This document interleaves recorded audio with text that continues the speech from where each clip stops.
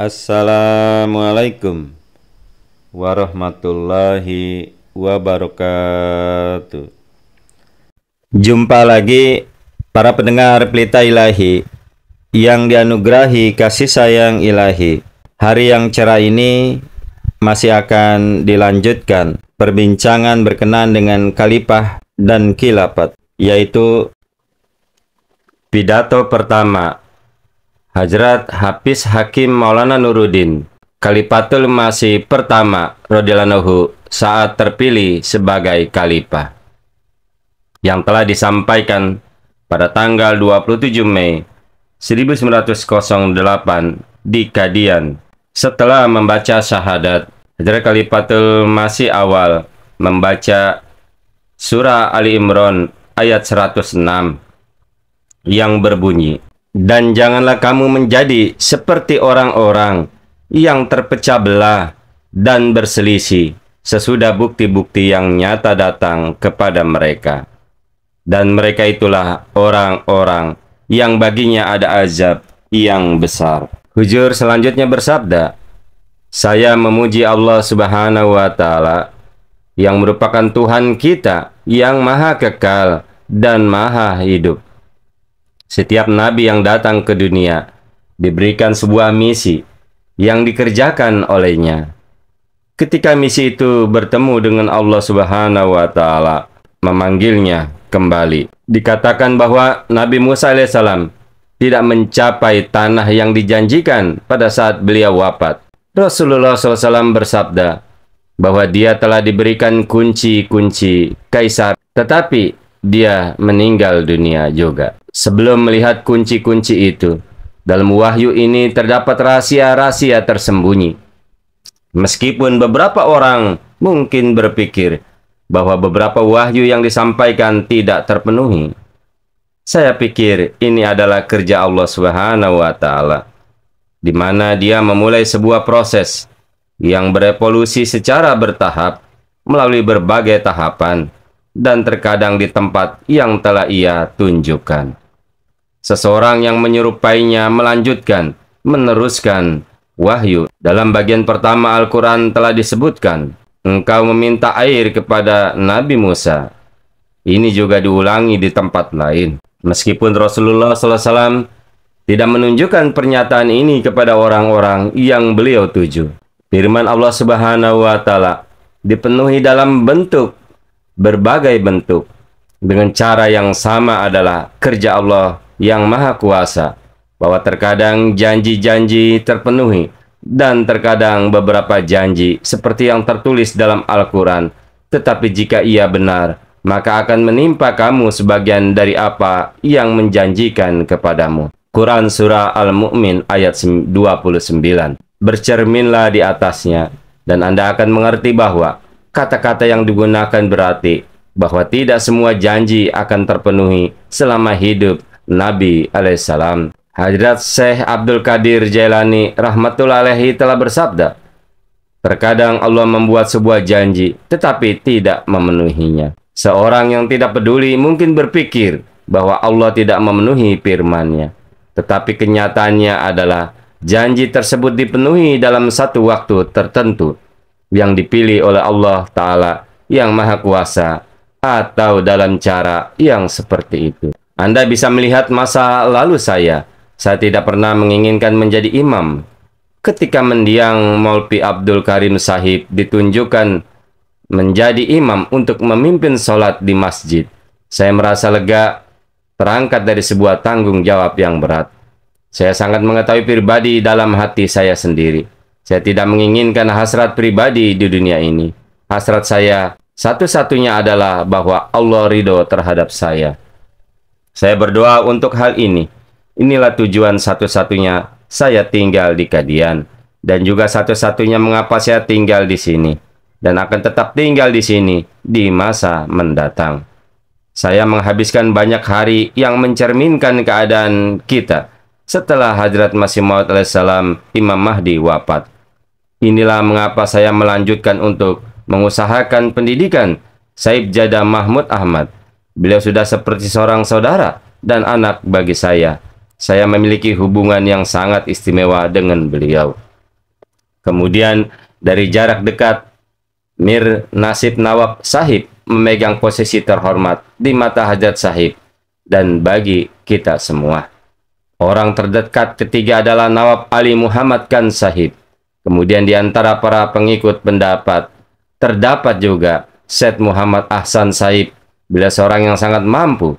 Terlebih lagi beliau adalah seorang syahid, yaitu keturunan langsung Rasulullah Shallallahu Alaihi Wasallam melalui Hajrat Fatimah. Prestasi beliau dalam pelayanan keimanan sangat mulia, sehingga seseorang seperti saya merasa malu, meskipun sudah berusia lanjut. Beliau telah menulis beberapa buku yang mendukung Hajrat Masih Maud dan Imam Mahdi alaihissalam. Pelayanan yang demikian merupakan tugas luar biasa yang hanya dilakukan oleh beliau. Kemudian ada pula Maulvi Muhammad Ali Sahib yang telah memberikan pelayanan yang jauh melebihi saya. Semua orang ini sekarang hadir. Di antara mereka yang tinggal jauh ada Hamid Sab Sahib, Maulvi Ghulam Hasan Sahib, dan beberapa yang lainnya. Ini merupakan beban berat dan beban yang sangat berat.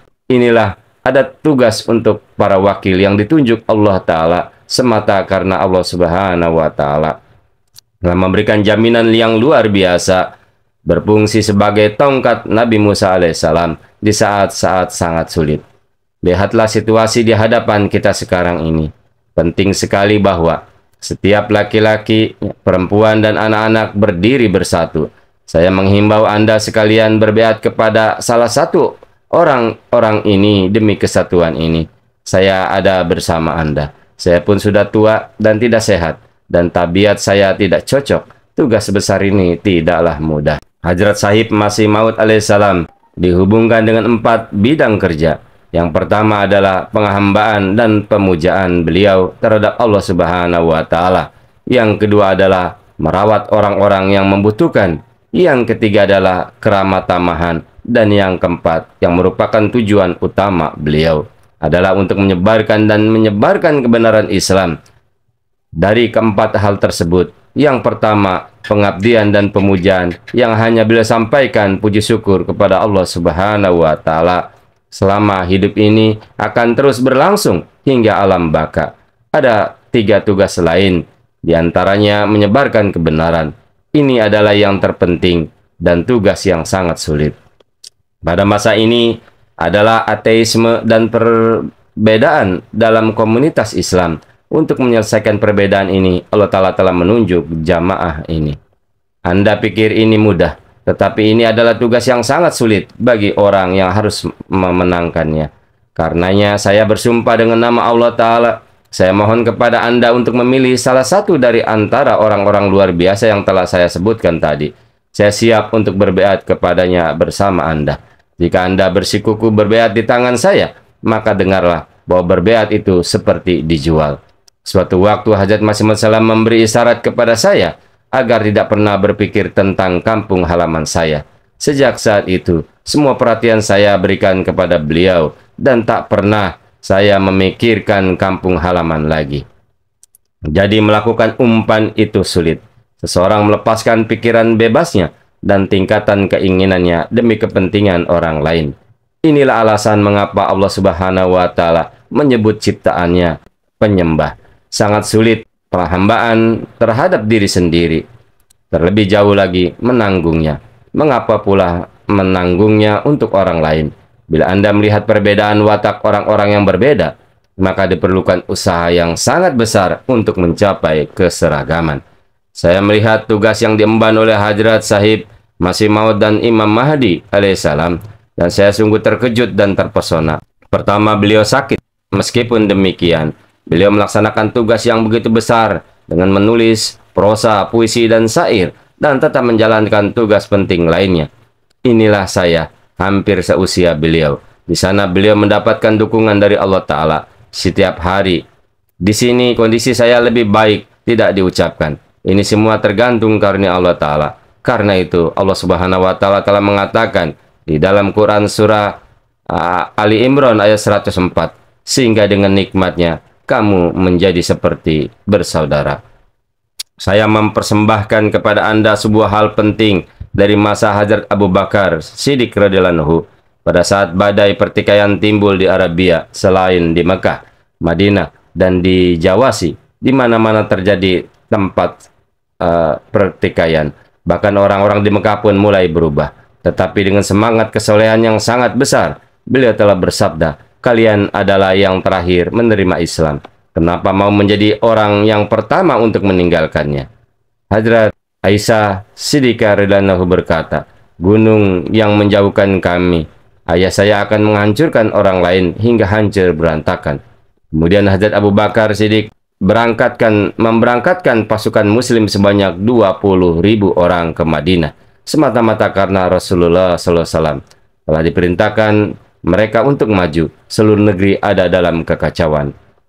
Tetapi akhirnya Allah Ta'ala memperlihatkan kuasanya seperti yang telah ia janjikan dalam surah 56 ayat 24. Dan dia akan menggantikan mereka setelah ketakutan mereka dengan keamanan.